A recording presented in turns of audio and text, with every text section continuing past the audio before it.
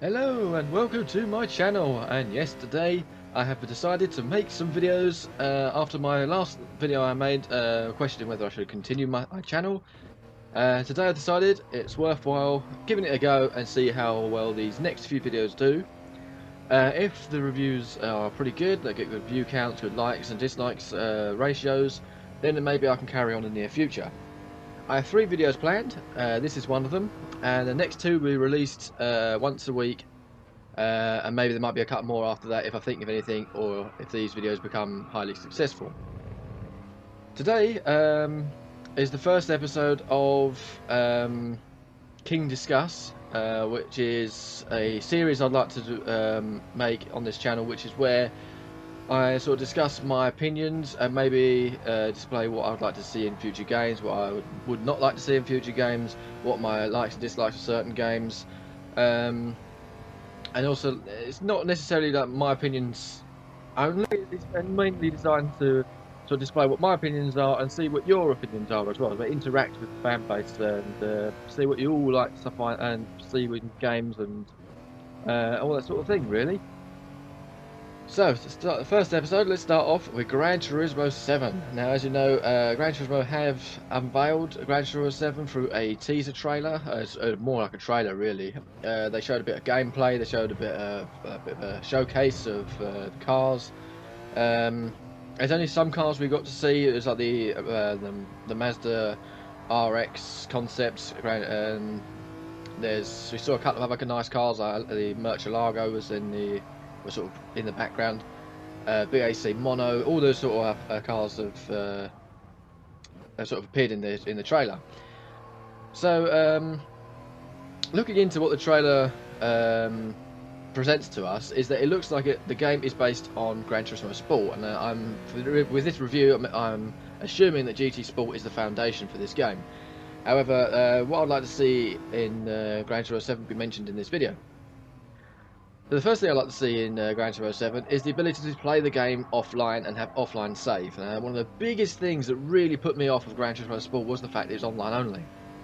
Now, if you've been around my channel for some time, you'd know that I dislike online only games. I don't like playing online only games because I do have a habit of playing older games. I'm still back now playing Gran Turismo 4 and Call of Duty Finest Hour and games like that are getting on 15 to 20 years old.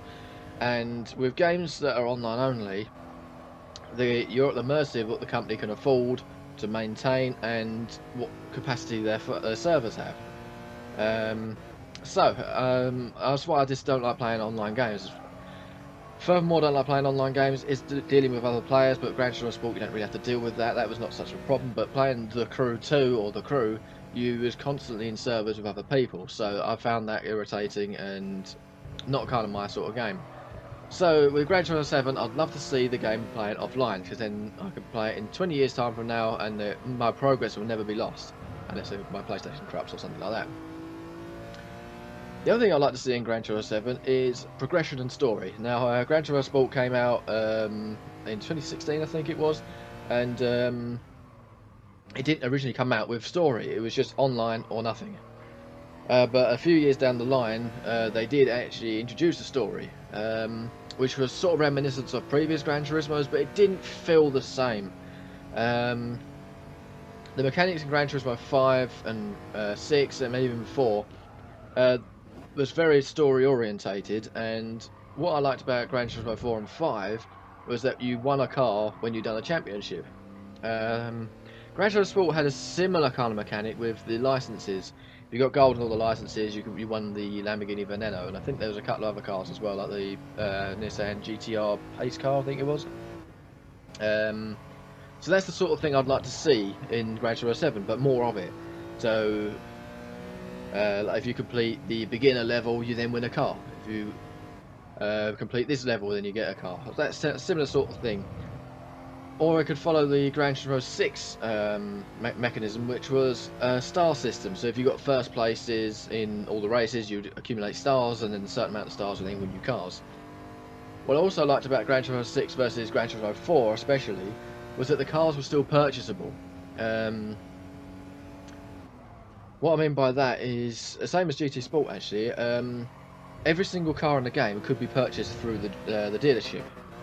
Gran Turismo 4 was unfortunately not the same. There's certain cars like the Ford Model T, the Bentley Speed 8, and other cars were locked unless you got golds in certain events or certain licenses. So that did mean that if you didn't have the skill, you simply didn't win the car, which I thought was really sad because Gran Turismo 4 I completed last year, doing it on PlayStation 3, backward compatibility, PS3. I restarted the game again, and I managed to get all the cars, but I think about 8 of them, which I didn't do, because I just simply did not have the skill of getting golds in these licenses, and I don't find doing the licenses fun. I prefer to do the races. I don't like long races either, so I don't like the endurance races or 5-lap races. I prefer like 3-lap races at maximum. I find that more enjoyable than doing long races, because if you fail, then you don't have to spend another hour trying to do an endurance race. It's just 10-15 minutes. So yeah, that's the progression side of things. I'd love to see in Gran Turismo 7 would be having progression. There is a good story, even if it is replicating Gran Turismo 6 and 5, where it's pretty much the same championships, like the beginner Sunday Cup, and you have the pickup trucks, you have the NA series, the Turbo series, the Tuners Car series, all that sort of stuff. I'd love to see that come back again. But yeah, but also fundamentally to have more rewards for completing the races, because Gran Turismo Sport didn't have that feature, where it did with the licenses, but not so much with the career. Like you completed a championship and you didn't win anything, just money, which is cool, but it'd be a bit more incentivizing if it did actually have a car to win at the end. However, I don't want the unlockable cars to then be locked behind that barrier. I prefer it that you can still buy it, but it might be an extortionate price, for example. If you get gold in all the licenses, you then win like a £20 million car. If you don't get all the gold in the licenses, then you can buy it through the dealership at £20 million, something like that. That's how I prefer it, because you can still, if you don't have the skill or you don't have the time to get the skill, like if you're doing like 9 to 5, 5 days a week at work, then you've only got the weekends and you still got other responsibilities to do over the weekend, you won't have time to sit there and just dedicate time, like extortionate amount of time, in getting golds and licenses and repeating and repeating and repeating over and over again. So that's why I don't like too difficult games and too long, like attainable objectives, such as like doing 5-lap races or endurance races. But of course, obviously having the car purchasable as well, but maybe a little bit of an extortionate price, is an alternative option of gaining that car, and I think that's a good idea.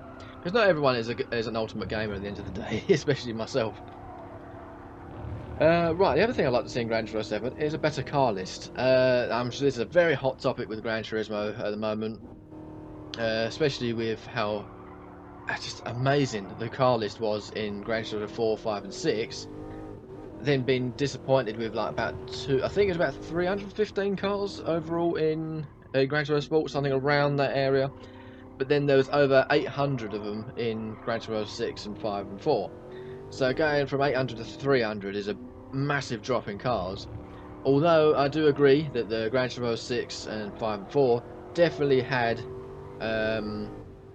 repeated cars. So you had the Skyline V-Spec, Skyline V-Spec 2, Skyline GTS-T, and that sometimes can be quite good if it's executed properly, but then it can get a bit ridiculous when it's there's barely any difference with the car. Like there's I seem to remember in Gran Turismo 6, even 4 and 5, there's a Civic, I think it's an EG Civic, and there's 4 of them with, I think it's like 1991, 1992, 1993, 1995, and you think, what's the point? And that even the Gran Turismo have the exact same description for all the cars, apart from the fact it's a different date. The power's exactly the same, so I find that really ridiculous.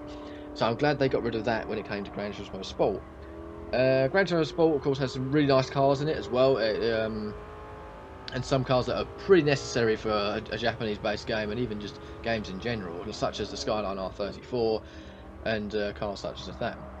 However, there's a few cars that are not in the game, which I'm very surprised are not in the game. The Bmw M2, for example, is a car that we thought of the other day, and I thought I was really surprised that's not in that game. Yeah, we've got the M4, but where's the M2? And there's no M5. There's many cars that are missing that really should be back in the game. What makes me come back to the older games is the car list. I'm sure if you like myself, who does go back to older games, and especially the Gran Turismos, would appreciate the older cars.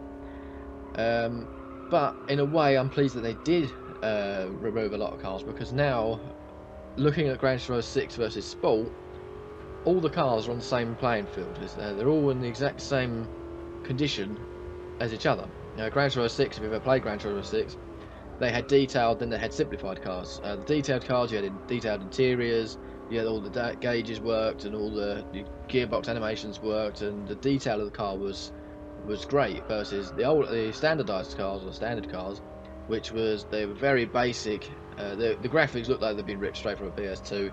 The rendering wasn't very good. Some of the accuracy wasn't very good. There's no interior view. But there was an interior view, but it was just like a silhouette, and that really deteriorated the game, unfortunately. That's why Gran Turismo 4 is maybe considered a better game out of the three, of 4, 5, and 6, because they're all on the same playing field. There's no real fear of buying a car, because it's all on the same playing field. It's all exactly the same throughout. That's why I'm kind of pleased they did do that for Gran Turismo Sport. But then a lot of cars are missing, and you do feel a bit sort of underchanged a little bit. But definitely for Gran Turismo 7, if they're claiming that it's going to be more like the older games, I would assume there'll be a lot more cars. I'm not expecting there to be 800 cars on the get-go. I'm expecting there to be around the 450, near 500 cars first, with the Gran Turismo Vision cars and things they've got. That may be a bit optimistic, but still, there's got to be somewhere around that line to be sort of replicate how old the Gran Turismos were. And last of all, really, the other thing I'd like to see in Gran Turismo 7 is menu music, customizable as well in like Gran Turismo 4, 5, and 6. The problem I found with Sport is that they've got a music library that isn't the best music library, but they've got a fair good songs in there, but you can't customize it for the menu, or I couldn't find a way how to do it anyway. And it'd be lovely to be able to bring those songs into the menu, and then as like you could in the older games, unless I just couldn't find it, and there is the option to do that, but I couldn't find an option to do that, and it'd be great if we could have that option back as well, just to make it a bit more personal and customizable. So there are things I'd like to see in Gran Turismo 7 that we didn't see in the trailer. And of course, in the trailer we saw there was a customization which is fantastic, much better than the slidey bar thing we've got in Gran Turismo Sport. The graphics look absolutely amazing. With the ray tracing and the general vehicle accuracy for Gran Turismo Sport is amazing. Looking at the way the cars moved and drove, it kind of looks like the physics are exactly the same as Gran Turismo Sport, and I imagine since I can imagine it's based on Gran Turismo Sport, that GT7's physics will be the same, and the physics in Gran Turismo Sport were fantastic, so it'd be great if those physics get transferred over. And I think fundamentally with these little additions, making the game offline, having a good progression story with unlockable cars, but also having the cars available in dealerships, having more cars and a customization and customizable menu for music, would be brilliant. I think it'd be exactly like how the older games used to be and what they were great for. Well, and that's it for this video today. I hope you all agree with me what I said in this video, and I'd love to see your opinions down in the comments section below. So yeah, don't forget to subscribe, like, subscribe, do the usual, and I'll see you in the next video. Bye bye.